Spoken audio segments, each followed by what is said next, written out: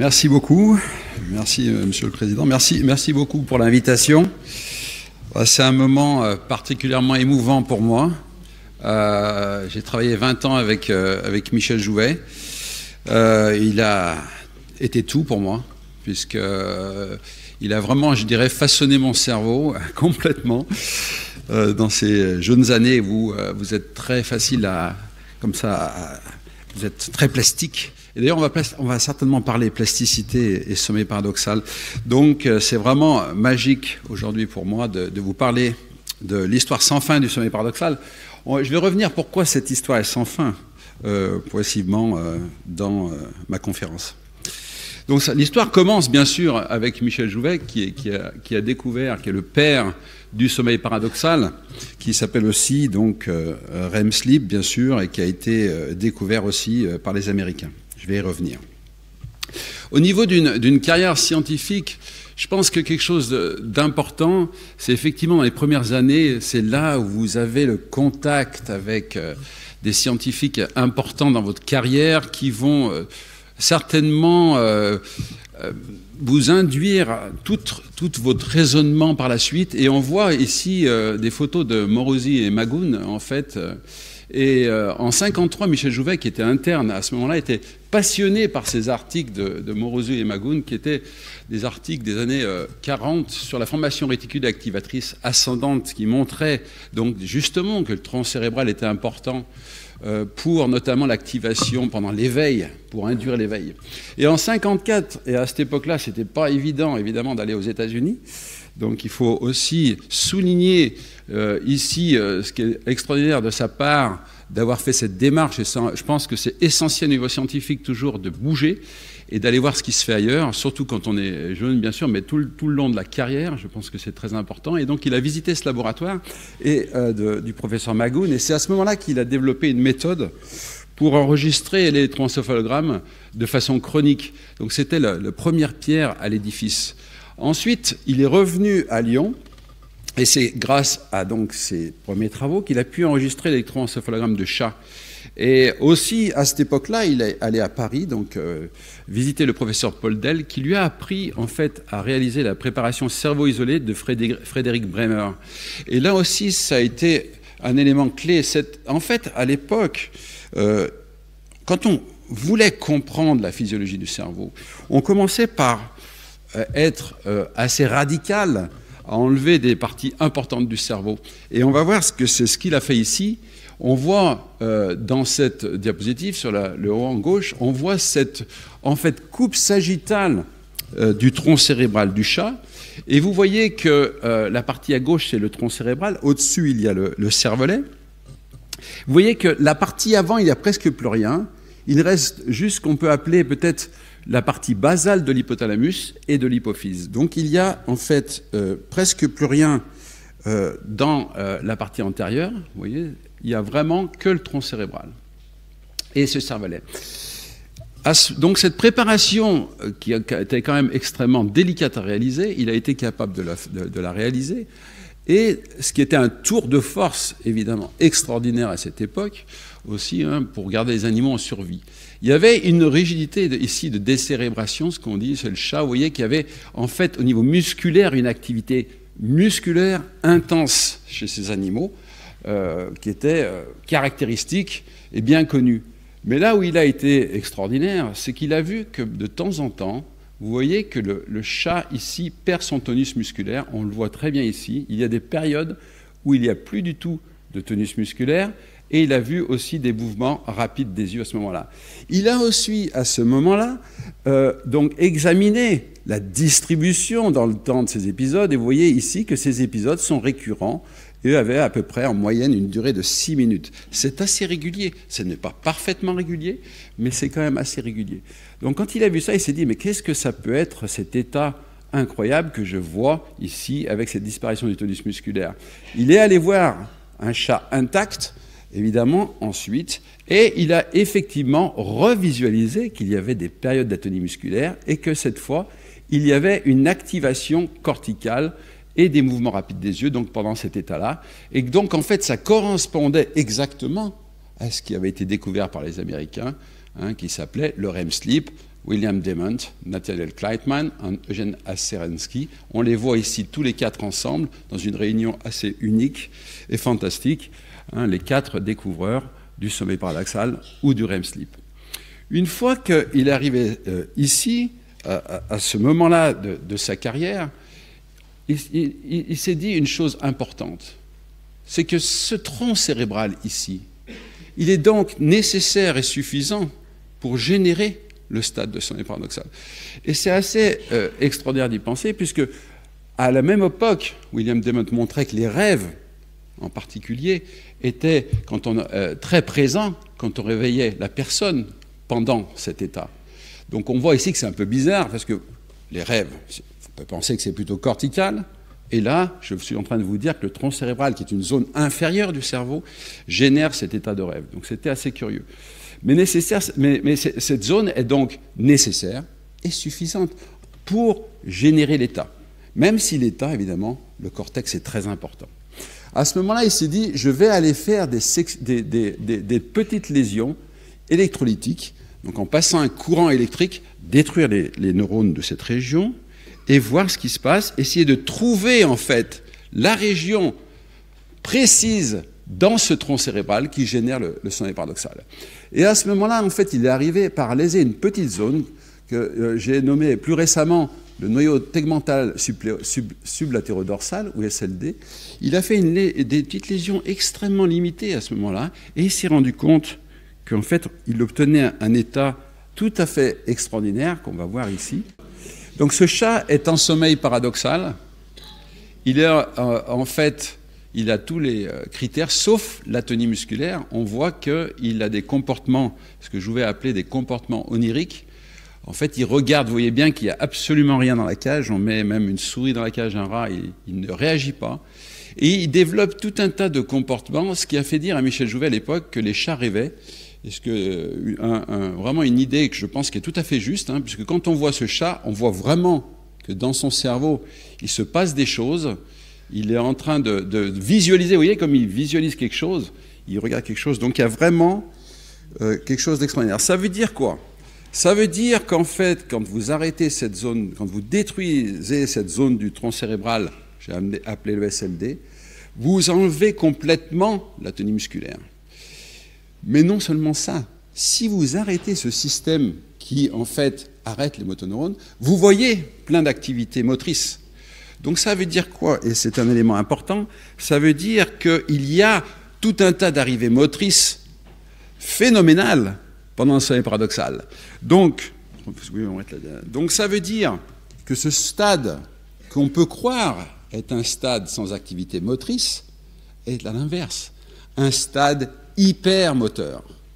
Hypermoteur, tellement moteur que en fait, la nature a inventé un système pour arrêter, pour bloquer toute cette activité motrice qui arrive. Vous voyez un peu, et ça, je pense que c'est quelque chose qui n'a pas été assez décrit, sur lequel on n'a pas assez insisté, sur le fait que ce stade, là ça marche maintenant, oui, allez comprendre, c'est très bien. Donc je vais vous montrer. Ce qui est intéressant aussi, c'est que Michel Jouvet a découvert donc, cet état en 60, et c'est seulement en 86 que quelque chose de similaire a été découvert chez l'homme. Une maladie qui s'appelle le trouble du comportement en sommeil paradoxal. On voit ici Isabelle Arnulf qui arrive pour examiner son patient qui vient de se battre contre quelque chose. Et donc, ce qui est intéressant, c'est d'abord aussi de voir dans cette idée, dans cette histoire, que Michel Jouvet, et c'est très rare, je pense, dans l'histoire, a en fait mis en place le système animal, enfin le modèle animal de la pathologie avant sa découverte. On peut se poser bien sûr la question de savoir, ce patient, est-ce qu'il a aussi la même lésion que ce chat? En ce qui concerne les mécanismes, vous avez vu Michel Jouvet faisait ses petits dessins précédemment. Vous avez vu aussi Barbara qui vous montrait les dessins de comment ça marche. Et ce que je vous montre est très proche en fait de Michel Jouvet, sauf que nous on a travaillé quand même plus de 30 ans sur ce système, et maintenant, aujourd'hui, et simplement depuis 1 an, je peux vous dire que je suis certain que ce système fonctionne comme cela. Et contrairement à ce que dit Barbara, et c'est là que le débat est toujours important en science, je suis certain qu'on l'a localisé et qu'il est très précisément localisé dans le cerveau. Je vais vous montrer et j'espère que je vais vous convaincre que c'est le cas. Donc vous voyez qu'on a identifié au niveau anatomique des neurones qui contiennent le neurotransmetteur glutamate, qui est le neurotransmetteur excitateur dans le cerveau numéro 1. C'est ce qui permet d'exciter votre cerveau, j'allais dire. Essentiellement, c'est le glutamate. Ces neurones-là, donc dans la zone qu'avait détruit Jouvet chez son chat, se projettent en fait sur des neurones glycinergiques GABAergiques qui se trouvent dans ce noyau ventral gigantocellulaire au niveau du bulbe rachidien. Et ces neurones GABA glycinergiques vont hyperpolariser les motoneurones spinaux, et c'est comme ça que vous avez l'atonie musculaire du sommeil paradoxal. Donc ça, c'est de la neuroanatomie fonctionnelle, c'est la description des voies qui nous ont permis de dire ça.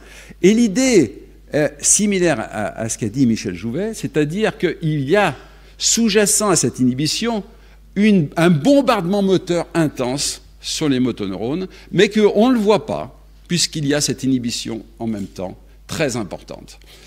Bien sûr, si vous enlevez, comme chez le patient, ou c'est le chat de Michel Jouvet, ce système inhibiteur, vous avez ensuite l'activation des motoneurones spinaux et donc beaucoup de mouvements. Donc ça, c'est l'hypothèse, et bien sûr, il faut le démontrer. Est-ce que vraiment ces neurones glutamatergiques GABA-glycine dégénèrent chez le patient RBD, trouble du comportement en sommeil paradoxal? Est-ce que vraiment ces neurones sont importants? Et ça, on l'a montré récemment.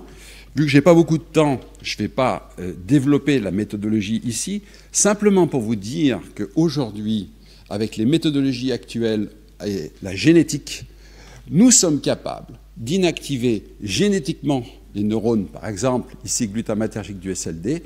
Très précisément, on arrête simplement la transmission glutamatergique de ces neurones. Ils sont toujours là, c'est plus comme à l'époque de Michel Jouvet. On enlève juste la transmission glutamatergique. Et qu'est-ce que vous voyez chez notre rat? Vous voyez ici le résultat de cette inactivation du glutamate.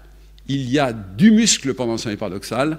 L'animal fait des comportements comme le trouble du comportement en sommeil paradoxal. Il gratouille dans sa cage. Quelquefois, il se tape contre son baril, exactement comme le patient, ce qui prouve bien que ces neurones du SLD glutamatergique sont responsables de la genèse de l'atonie musculaire. Ensuite, je vous ai dit que ces neurones se projettent sur des neurones GABA glycinergiques dans le noyau de GIV, et ces neurones GABA-glycine vont inhiber les motoneurones. Est-ce que c'est vrai? Et là encore, la même technique d'inactivation génétique, cette fois on bloque la transmission GABA-glycine. Les neurones sont toujours là, toujours des méthodologies avec des transfections, c'est assez complexe au niveau méthodologie. Donc on inactive génétiquement les neurones qui sont toujours là, plus de transmission GABA-glycine. Vous regardez l'animal, ici de nouveau le rat, vous voyez qu'on est en sommeil paradoxal, avec ici une belle activation corticale avec du θ. Vous voyez ici l'activation motrice importante pendant le sommeil paradoxal. On va voir que l'animal est capable de faire des mouvements importants comme le patient. Donc c'est bien la preuve ici que, effectivement, l'atonie musculaire, elle est générée par des neurones glutamatergiques qui se projettent sur des neurones glycinergiques GABAergiques qui vont hyperpolariser les motoneurones spinaux pendant le sommeil paradoxal. Et la question qui se pose aujourd'hui et pour l'avenir, c'est évidemment de savoir qu'est-ce qui arrive aux patients en sachant que la plupart des patients développent la maladie de Parkinson ensuite, donc c'est une question extrêmement importante. Question importante aussi, et qui a un rapport avec toutes les découvertes de Michel Jouvet, quel est l'état du cortex pendant le sommeil paradoxal? Le paradoxe. D'où vient le paradoxe? Le paradoxe, c'est que j'ai de l'atonie musculaire, mais j'ai une activation corticale similaire à l'éveil. D'où l'idée de Michel Jouvet du paradoxe. Est-ce que c'est vrai? Est-ce que, au niveau moteur, cortex moteur, au niveau du cortex, on a un état similaire pendant le sommeil paradoxal et pendant l'éveil? Et ça, c'est les travaux que nous avons faits dans les 10 dernières années, donc les derniers travaux et sur lesquels je travaille beaucoup actuellement, c'est essayer de voir qu'est-ce qui se passe dans le cortex au cours du sommeil paradoxal. Donc là, j'utilise en fait déjà la technique que Michel Jouvet a développée en 1964, qui est une technique très simple, là encore, vraiment l'esprit remarquable de Michel Jouvet est à souligner. vous voyez qu'on prive de sommeil paradoxal en mettant les animaux sur des plots entourés d'eau. Et simplement, quand ils rentrent en sommeil paradoxal, ils n'ont plus de tonus musculaire, donc ils vont tomber dans l'eau. Donc on a une inhibition sans rien faire. Vous voyez la méthodologie extrêmement simple et extrêmement spécifique parce qu'ils font ici du sommeil lent. Il n'y a que le sommeil paradoxal qui disparaît. Ensuite, quand on remet les animaux dans leur cage, ils font beaucoup de sommeil paradoxal. Et nous, on regarde à ce moment-là, avec cette protéine, les neurones qui sont actifs pendant le sommeil paradoxal. C'est une protéine qui s'exprime dans le noyau, qui est une protéine d'activité. Et si on regarde l'activité neuronale et qu'on va comparer cette activité neuronale au cours de l'éveil versus du sommeil paradoxal, et qu'on commence par la structure classique hippocampe, qui était la structure majeure, notamment dans la mémorisation.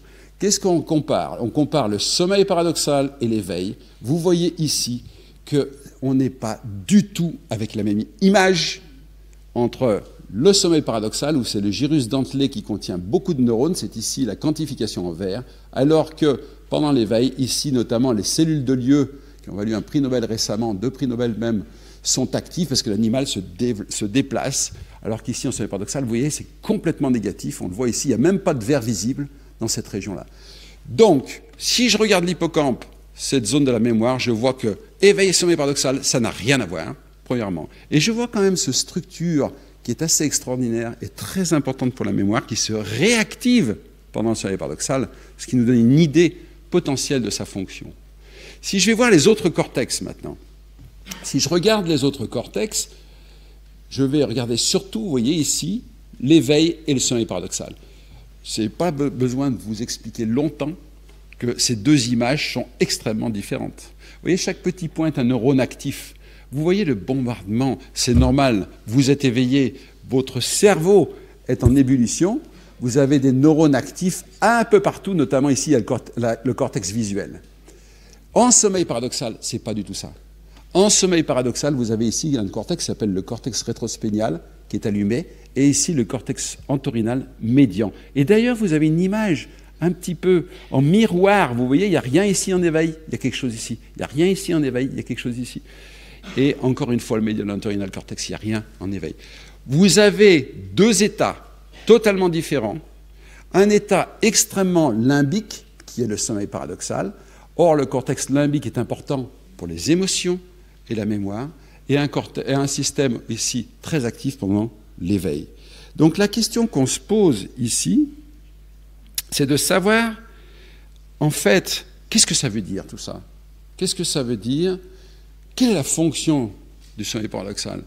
Et c'est ça un peu l'histoire sans fin dont je voulais parler. Parce que maintenant, Barbara, vous avez montré ce réseau. Donc tout ce réseau-là, vous voyez notre SLD glutamate, notre atonie, c'est ici. On a travaillé, on a montré aussi tout ça, qui est au-dessus, qui contrôle le sommeil paradoxal. Et maintenant, vous avez ce qui se passe au niveau cortical. Et vous voyez qu'il y avait un état très particulier. Une possibilité sur la fonction de l'activation de ces structures limbiques pendant le sommeil paradoxal. On travaille dessus aujourd'hui, bien sûr. C'est le futur de la recherche au sommeil paradoxal, à mon sens. Est-ce que c'est consolidation de la mémoire? Est-ce que c'est possible?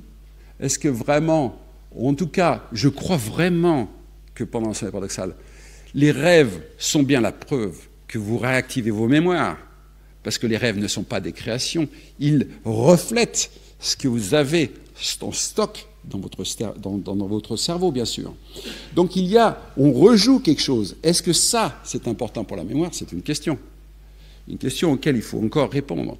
Bien sûr, la genèse des rêves, c'est clair. Une idée potentielle, c'est que les rêves ici dessinés par Michel Jouvet sont en fait dus à des réactivations des systèmes limbiques pendant le sommeil paradoxal. C'est comme si vous avez un bombardement en fait de ces systèmes ici limbiques et vous mélangez tout un tas d'informations, d'où la nature onirique de ce qui se passe dans votre cerveau. Pierre? Ouais. 2 minutes? C'est parfait. Juste. Donc ça, c'est une partie. Une autre partie que je ne savais pas si j'aurais le temps de parler, je suis content d'avoir 2 minutes pour en parler, c'est Michel Jouvet, aussi, on l'a vu, faisait beaucoup de choses. Il faisait des dessins de ses rêves. il écrivait ses rêves. Mais il s'est aussi intéressé, sa vie entière a été consacrée au sommeil paradoxal et aux rêves. Et on voit ici qu'il a aussi travaillé en phylogénèse, il est allé voir des lézards, il est allé voir aussi in ovo ce qui se passait au niveau du sommeil paradoxal, il est allé voir chez des nouveau-nés, en étudiant les mimiques des nouveau-nés, on voyait ici que le nouveau-né déjà développe des mimiques, d'où son idée que le sommeil paradoxal programme au niveau génétique les comportements. Donc ça, c'était très intéressant.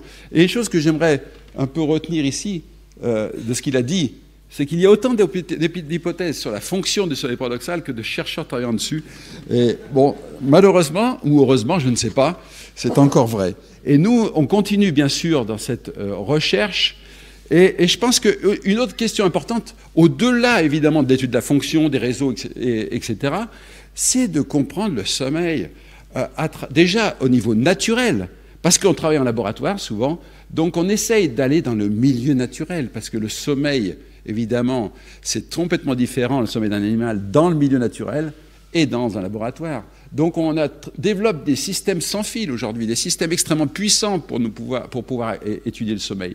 Et on continue les études de Michel Jouvet, comparatives, comme ici c'est le lézard, on vient de publier un article où on essaye de comprendre s'il y a du sommeil paradoxal chez le lézard et chez d'autres animaux. Et voilà, je vous laisse simplement sur cette image du laboratoire qui travaille sur cette question aujourd'hui. Je vous remercie pour votre attention.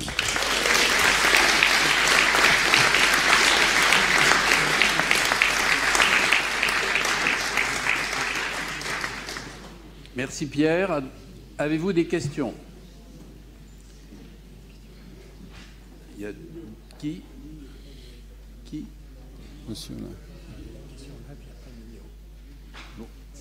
Oui, ma question, c'est en fait le lien avec votre dernier commentaire sur l'ontogénèse. Monsieur Jouvet, en effet, a beaucoup travaillé là-dessus. L'explication qui est donnée pour la fonction, ne répond pas quand même à la constatation que le nouveau-né a un temps de sommeil paradoxal qui est presque de 24 heures. Il est très très important et il diminue au cours de la croissance.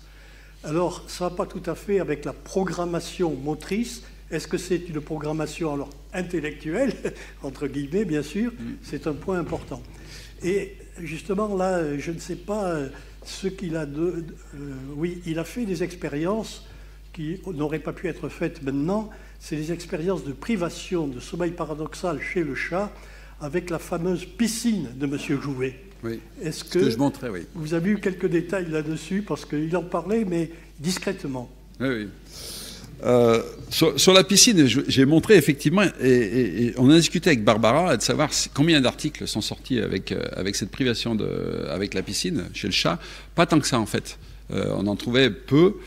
Nous, par contre, on a fait beaucoup ça chez le rat, comme vous l'avez vu. C'est devenu notre outil numéro 1, jusqu'à récemment, où en fait on a mis en place un système automatique de privation de sommeil paradoxal avec les logiciels qui nous permettent de reconnaître en temps réel le sommeil paradoxal et de faire bouger la cage de haut en bas. Donc on a fait évoluer les choses. Et d'ailleurs, une chose importante que je voudrais souligner, c'est qu'on voit les mêmes choses dans le cortex quand on change complètement de méthodologie. Et donc, ce n'est pas dû à la piscine, ce n'est pas du stress. Il y a vraiment les mêmes activations au niveau cortical, ce qui indique que le système limbique, ce qu'on voit, c'est extrêmement fort et ça existe à travers les espèces. On l'a déjà trouvé chez la souris. Pour ce qui est du développement, je pense que vous avez ici en fait évoqué une question, pour moi, extrêmement importante. Il y a, à ma connaissance, vraiment un chercheur qui consacre sa carrière actuellement, qui s'appelle Mark Bloomberg, à la question de l'ontogénèse du sommeil paradoxal dans le monde. Donc vraiment, il y a un déficit de recherche sur l'ontogénèse du sommeil paradoxal et du sommeil en général. C'est une question extrêmement difficile à aborder, comme vous l'avez dit, puisque les animaux ne font que dormir, et les êtres humains aussi, hein, même au niveau fœtal. Qu'est-ce que ça peut servir à faire, le sommeil paradoxal? Est-ce que Jouvet a raison? Je pense qu'il est clair qu'à ce moment-là, vous mettez en place quelque chose.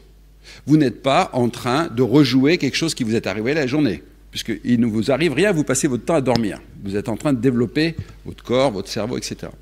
Donc forcément, ça a un rapport à la mise en place de votre être, j'allais dire, et en particulier de votre cerveau. Une possibilité, et c'est l'hypothèse de Mark Bloomberg, et je l'aime assez, c'est qu'en ça permet de mettre en place, en fait, notamment les systèmes somatosensoriels, puisque vous avez un retour, il a montré qu'il y avait un retour entre les mouvements, qu'on appelle les petits twitch, les mouvements musculaires, et le sensoriel. Donc on peut mettre comme ça en place le système somatosensoriel. On pourrait dire que, quelque part, Jouvet a certainement raison, c'est comme ça qu'on met en place son cerveau et toute son organisation. Vous imaginez la complexité de tout ce qu'il faut mettre en place. Au niveau du fœtus, le cortex n'est pas encore opérationnel. Il faut mettre tout ça en place alors qu'il n'y a rien, il ne se passe rien dans votre vie. Donc certainement que le sommeil paradoxal a un rôle clé dans ce phénomène. Nous avons essayé, cher Pierre, d'éviter un exposé supplémentaire sur l'inconscient freudien, mais une autre fois peut-être on le fera. Monsieur Ben-Ari. Parle dans le micro, s'il te plaît. Oui, bonjour. Je me posais la question de ce qui se passe avec vos neurones zygomatocellaires GABAergiques pendant l'éveil. C'est bien de s'intéresser au sommeil, mais l'éveil peut être impacté. Et je me demandais s'il n'est pas probable qu'ils soient silencieux. Donc j'imagine assez facilement que pendant le paradoxal, ils inhibent leur cible, mais pendant l'éveil, ils peuvent les exciter. C'est archi classique aujourd'hui. Le GABA change de polarité dans toute une série de situations. Parce que l'alternative serait qu'ils soient complètement silencieux pendant l'éveil, ce qui me semble très peu probable. Donc je m'attendrais à ce que vos souris génétiques dans lesquelles ils ont été inactivés, l'éveil soit affecté. Alors, on voit rien sur l'éveil. Ce qu'il faut savoir quand même, Emmanuel va nous parler ensuite de narcolepsie. La cataplexie, en particulier, vous savez que c'est une chute de tonus musculaire au cours de l'éveil. Quand vous n'avez plus de système à hypocrétine, il va développer ça plus tard. Une possibilité qu'on explore dans le laboratoire, c'est que le système d'atonie musculaire du sommeil paradoxal soit en route, dans certains cas, au cours de l'éveil, comme vous l'avez dit. Mais à ce moment-là, le problème, c'est qu'il est réellement inhibiteur. Il est inhibiteur. Si, imaginons que vous mettez en route vos systèmes GABA-glycine pendant l'éveil, vous tombez, sauf si vous avez les neurones à hypocrétine. Les fameux neurones à hypocrétine sont excitateurs du système moteur, donc vont en fait antagoniser cette perte motrice. Donc nous pensons, et nous travaillons là-dessus, puisque nous pouvons, sur des modèles d'animaux narcoleptiques, aller voir si notre système d'atonie musculaire du sommeil paradoxal joue un rôle sur la cataplexie. On peut tester cette hypothèse aujourd'hui. On est en train de la tester. Donc une possibilité, effectivement, vous avez raison, mais pas de dire que c'est excitateur, c'est que c'est réellement inhibiteur, mais que ça ne se voit pas, ça ne porte pas préjudice, parce que vous avez de l'excitation en même temps.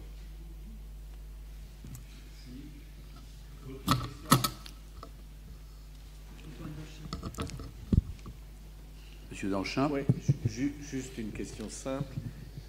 Je ne sais pas si c'est un rapport avec le sommeil paradoxal ou le sommeil en général, mais c'est une expérience assez commune qu'un problème posé la veille, avant de s'endormir, soit résolu après le sommeil. Donc ça donne une impression d'un aspect extrêmement constructif pendant le sommeil. Est-ce relié à ce que vous venez de discuter? Là, bon, vous êtes au cœur de notre question.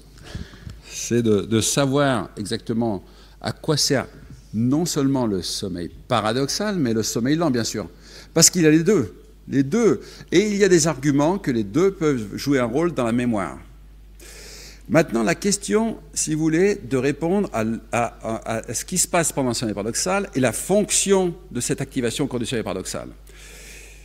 Il est très possible qu'effectivement, il y ait un rôle à jouer dans ce qui s'est passé la veille. Mais pas seulement. C'est ça, si vous voulez, la subtilité du sommeil paradoxal et peut-être même du sommeil lent. C'est-à-dire que vous avez toutes vos mémoires, toutes vos émotions, tout ce qui fait votre être qui est stocké dans votre cerveau et dans vos systèmes limbiques et qui peut être réactivé au cours de la nuit. Est-ce qu'on est vraiment sûr qu'on va focaliser sur la dernière journée ou on va vraiment vous équilibrer? On va s'occuper de votre existence entière pour que tout se passe bien. C'est ça la question. Et donc c'est effectivement, on a aujourd'hui, je n'ai pas eu le temps de le présenter aujourd'hui, Mais on a maintenant des techniques génétiques qui nous permettent d'examiner ce système limbique dont j'ai parlé et de voir les conséquences de l'inactivation du système limbique à long terme et à court terme sur, en fait, le soi, j'allais dire, de la souris. Merci Pierre, merci beaucoup. On applaudit Pierre.